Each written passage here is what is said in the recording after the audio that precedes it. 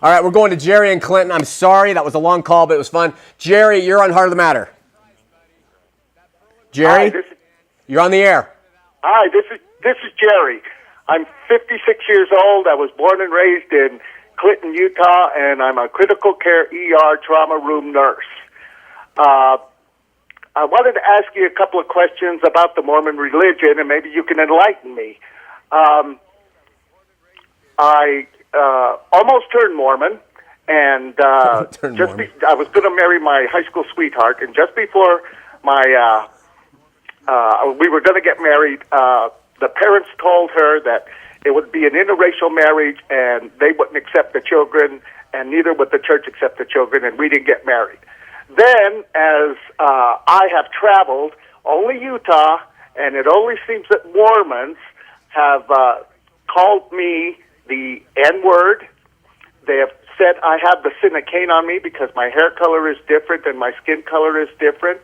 They have called me a no-good Lamanite, and they have refused to have me touch them. Even one of our patients came into the emergency room. There was an Italian doctor, an LPN who was a woman, black woman, and myself who's Spanish-Mexican, and he didn't have insurance when he came into the Veterans Hospital where we were treating him.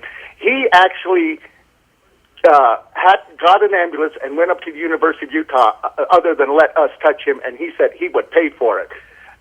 Because you guys were different. Came to the veterans to get paid for it. But anyway, I just wanted to know that it seems like all I've ever gotten was prejudicial statements from the Mormons. Well, and I wanted you to enlighten me about.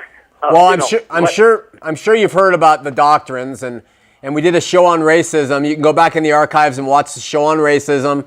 But, it all stems from, a bunch of sayings that are a conglomeration of the curse of Cain to a premortal fence sitting to all sorts of things. But they were highly racist up until the mid-1950s. And then all that seed in history continues to live in the hearts of some LDS. But I would say that the younger generation is not that way.